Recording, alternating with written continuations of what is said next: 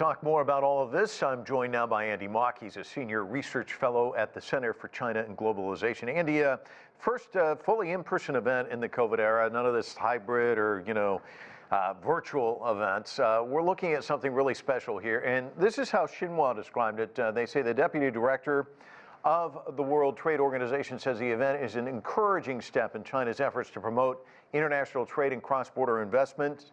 It's just another example of China saying we're open for business.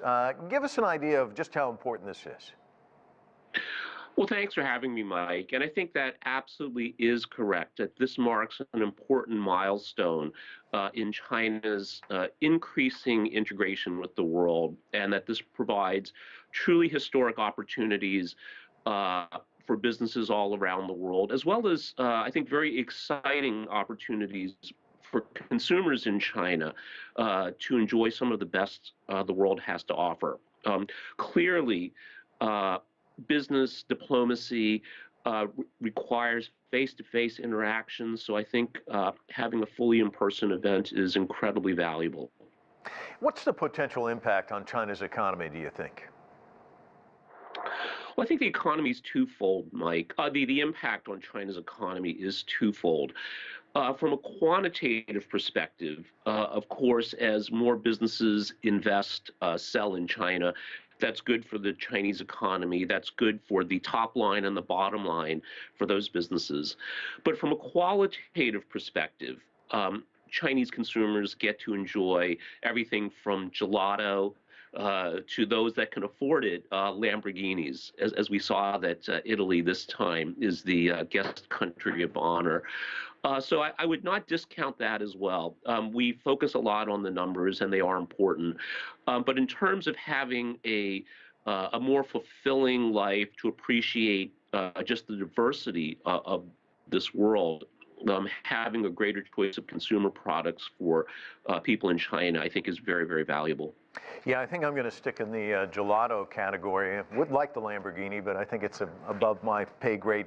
Let's talk about what a big deal this is, extending it out, because you've got thousands of brands, 65 different countries and regions involved in all of this. We've seen a lot of countries struggling to really emerge from the pandemic economically. Now, the International Monetary Fund says economic growth will stay below 3% this year. It's going to hover around that for the next 5 years globally. When we're looking at the global economic growth, of course, China looking at a much bigger growth margin this year. Can this give a boost to the global economy as well, do you think?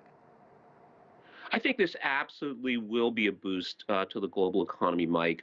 A few months ago, Ray Dalio, the legendary investor and founder of Bridgewater Associates, the world's largest hedge fund, spoke at our think tank. And the way he described was that there's a lot of challenges the world is facing economically. But he, at the time, said he saw China as an island of stability.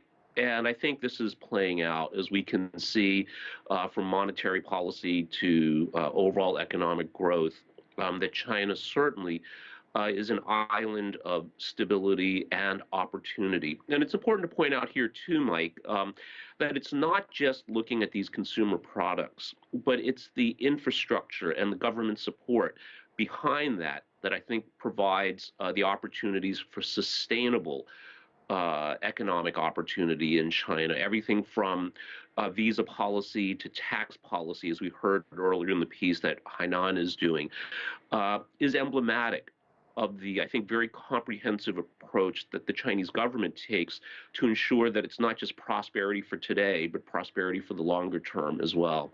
And it's so interesting hearing this concept of turning foreign exhibitors into foreign investors. And as you said, these face-to-face conversations can lead to that. What do you see coming out of this in that regard?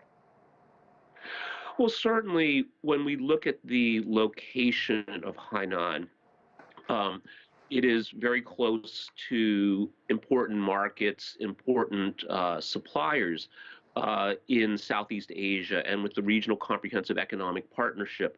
Again, we can see that the infrastructure level of these ties are advancing, and then that will allow greater sales, greater appreciation of products from this part of the world. And then overall globally, I think this is then, again, accelerating the shift, the economic center of gravity to this part of the world, and politics will follow. It's fascinating to watch. Andy Mok, thanks so much for your insights. Appreciate it. Thanks, Mike.